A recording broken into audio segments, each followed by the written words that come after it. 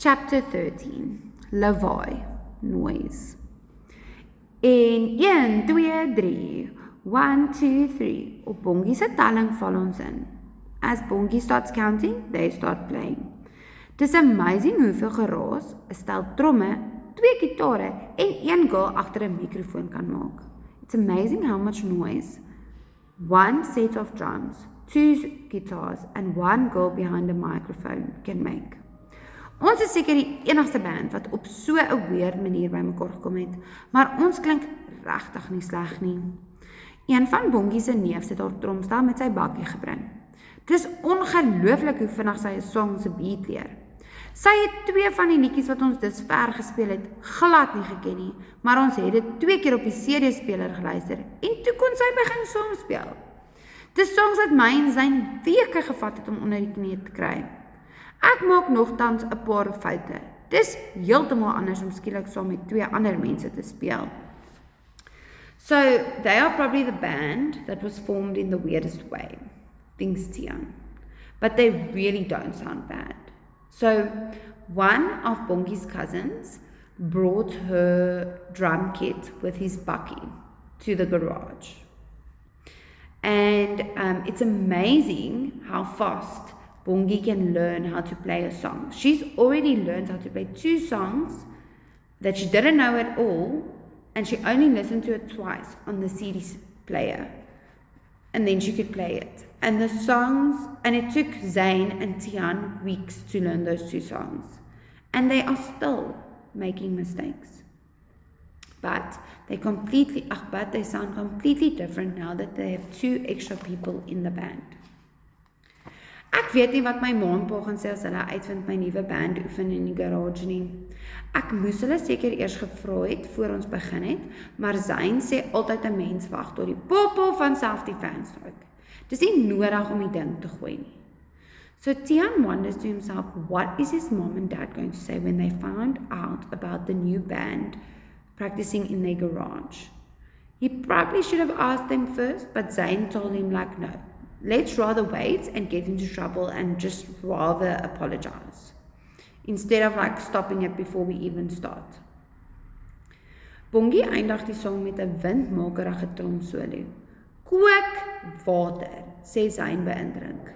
Bongie glimlag. Ons klink okay. So Bongie ends the song with a drum solo and Zane compliments her. Bongie smiles and only says they sound okay. Ons klink meer as okay, sê Zyn. We sound more than okay. Ja, maar ons moet die een of ander tyd begin om ons eie songs te speel. Songs wat ons nog nie het nie. Yeah, but we probably should start playing our own songs. Songs that we don't have yet. Gee maar kans, sê Zyn. Ons gaan binnekort ons eie tunes begin maak. Give it some time. We'll start writing our own songs soon. Hy speel 'n verspotte riff om sy punt te maak. He plays a little silly song on his guitar to make a point. Ek het vandag ons inskrywing gestuur, kondig ek aan. Suurlemoen is amptelik ingeskryf vir die remoer kompetisie. Tiaan says he sent through the information and they are officially signed up for the competition. Great, says Zyn. That's awesome. Lisa vat 'n sluk water uit haar bottel en kyk op haar horlosie. Hoorie julle, ek moet waai. Zyn sit vinnig sy gitaar neer. Wag, ek stap saam met jou. Ons bly min of meer in dieselfde rigting. So Liesel takes a sip of her water and then looks at her watch and says she has to leave. Zane quickly puts down his guitar and says he will walk with her. They kind of stay in the same direction. Tiaan thinks to himself, yeah, right. Zane en Liesel bly in dieselfde rigting soos Kaapstad en Joburg min of meer in dieselfde rigting is. Hy is so obvious. Hy het vanoggend voor skool vir my gesê vandag is die dag dat hy Liesel vra om saam met hom te gaan fliek. Party ouens sal so iets sê en dan sukkel hulle weke lank om dit te doen. Maar nie Zane nie. So Tiaan thinks to himself, he's lying, like Zane is lying. He stays in the same direction just as Cape Town and Johannesburg is in the same direction. They're not. They're in the opposite directions. But that morning, Zayn told Tian he's going to ask Liesel to go on a date with him to the movies. And Zayn is not the type of guy who will say it and only do it weeks later. Like, he will do it when he says he'll do it. Zayn maak sy gitaar teen die muur staan en skakel sy amp af. Nou ja, cheers!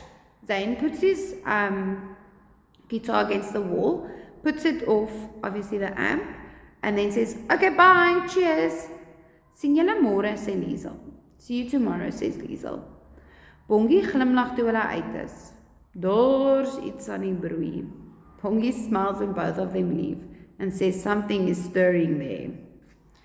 Ek trek my skouers op. Bongie skuif haar tromstel tot teen die garage muur. Zayn is 'n regte Casanova. Nie regtig nie, ek bedoel, hy's mal oor girls, maar hy's 'n nice ou.